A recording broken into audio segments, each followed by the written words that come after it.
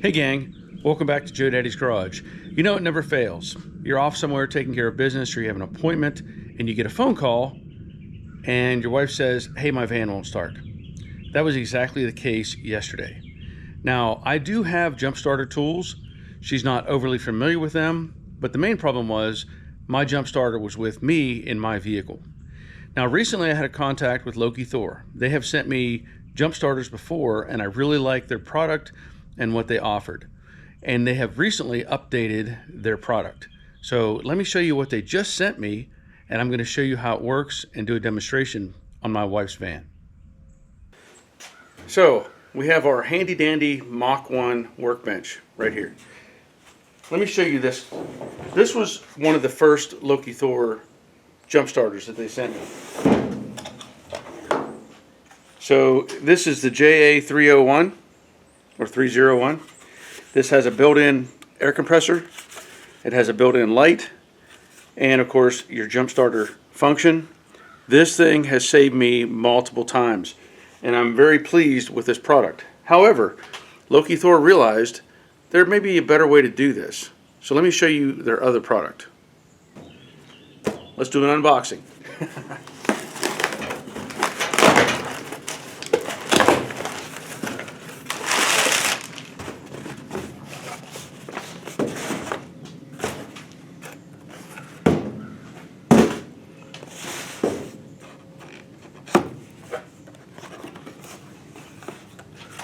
Alright, right on top, LokiThor Jump Starter ApartX Replace Battery.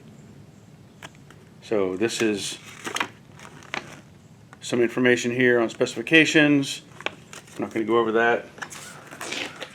LokiThor ApartX. Different name, right?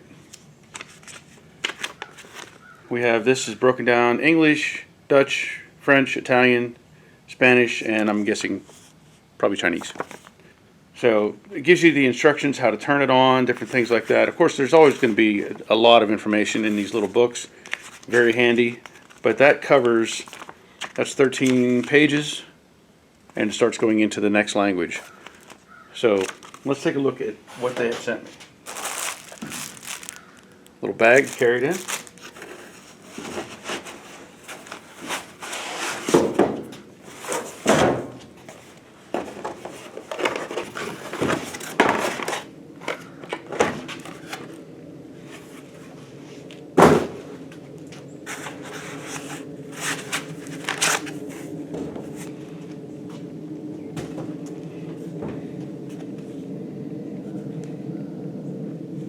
I must have hit the on button. Secondary box. This is going to have all of your attachment pieces. So there is their jumper cables.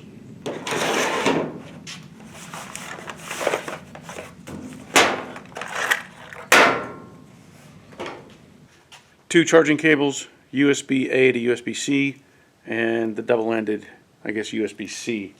I think it's how that's labeled.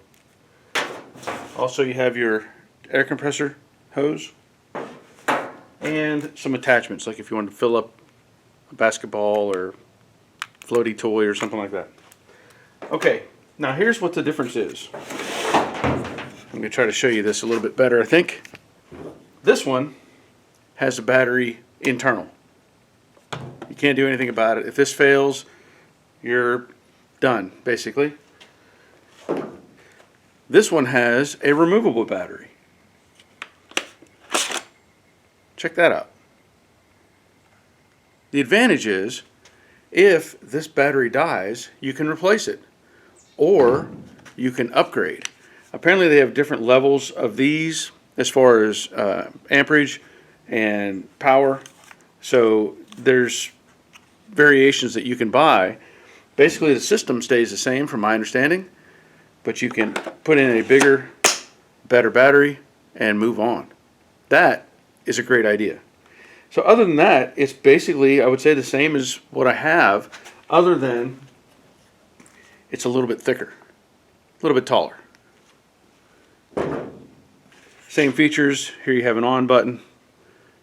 Shows you your battery life, and then of course you can hook up your air compressor, or hook up the air hose and use the air compressor to pump it up. I've demonstrated that before in other videos. Thing works great. It's not super fast, but it will get the job done. You have your connection right there, same as the other one for your jumper cables, and also your inputs or outputs for your battery charging or discharge. So let me just show you this. If I hit the pump button over here, I gotta hold that down.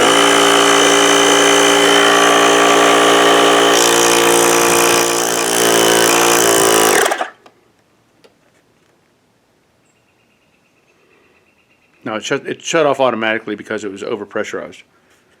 Let me try that again.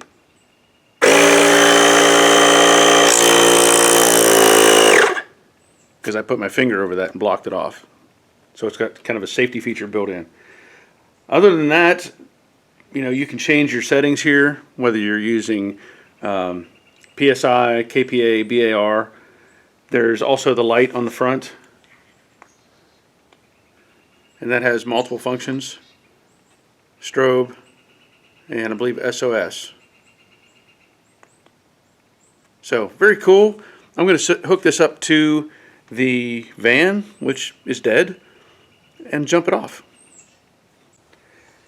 Okay, for this demonstration, I want to remove this cover simply because the battery is underneath it and it's kind of hard to demonstrate.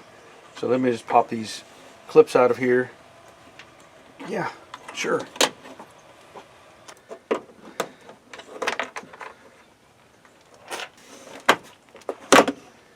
Now I'm only doing this for the demonstration, and I will be going and getting a new battery for this vehicle. So normally in this configuration, there's a little tab on the back here that you would clamp onto for your negative, and then the cover comes up off of your positive, so you have a connection point there. So what you do, here's your jump starter flap.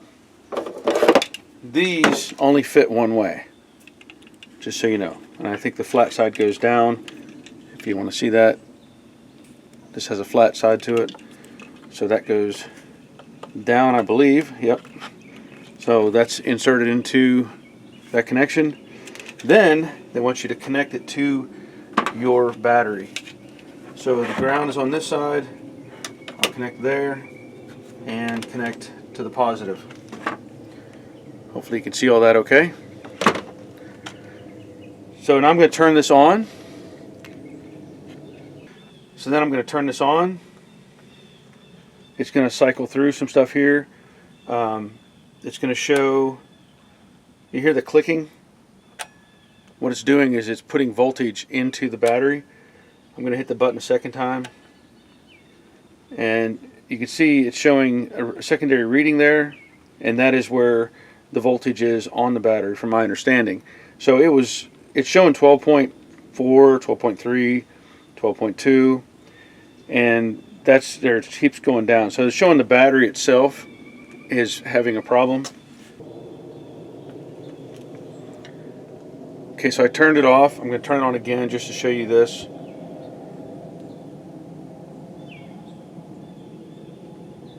So there it is, cycling again.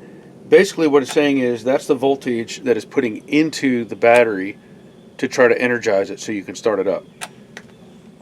At least that's my understanding of how that works. So it's going back and forth a few times. And I can tell you from my experience, I already know there's enough energy in this to start this. So let me go grab the key and we'll give it a shot.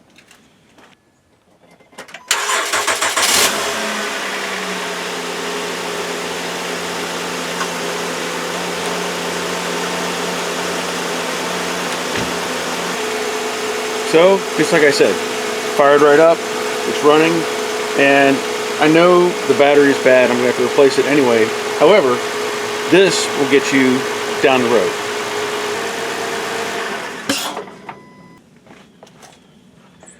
Let me give you just a little more information on this. So as I had said, you hook up under normal start conditions, connect the jump starter clamps to the jump starter, connect the red clamp to the positive, the black clamp to the negative, press the light or power button as I demonstrated. The green light on, the screen will light up and flash, if there are no issues. At this time, you'll be able to start your vehicle. If the vehicle starts successfully, the jump start will automatically disable the power output. In most cases, the vehicle will be able to start immediately after the jump starter has been connected. Some vehicles may need to be connected to the jump starter for 30 to 120 seconds, so not very long. The product will charge the car battery at this time to continue the operation. If the vehicle does not start immediately, please wait 20 to 30 seconds before each attempt. Do not attempt more than 5 times within 15 minutes. And then you take everything back off and you're done. However, scenario 2, forced start. Safety reminder gives you some information there. So step 1, connect the jump starter clamps to the jump starter. When the jump starter is on, tapping and holding on the BAR, KPA, PSI button for 5 seconds will enter the forced start mode. What that is doing is basically if your battery is just completely so dead that it cannot do anything to help, then this is forcing it to jump. At this time, the green light on the screen is always lighting, which means the output of the jump starter clips are normally turned on. At this time, you must prevent the positive and negative poles from being short-circuited. In this mode, it is required to turn on the force start function first and then connect the jump starter clips to the battery. So that's the difference between those two setups. Again, you connect it and it gives you to shortly press the power and then press the BAR KPA button to exit. So that's it gives you some more information. You're not going to read all that. But let me show you this. Since we're back, it's been a few minutes, let's say. I think it's been a few minutes. That is showing the actual voltage that's the battery has. So it's dropped down. There it is, 10.7. There's 10.8. Hopefully you can see that okay. So that battery is no good. I'm going to turn this on again. So it's off. Back to the on button. There, the green light, meaning it's got a good connection. And there it is, putting voltage into that battery. So, verified that battery is no good. Okay, so you've seen it work.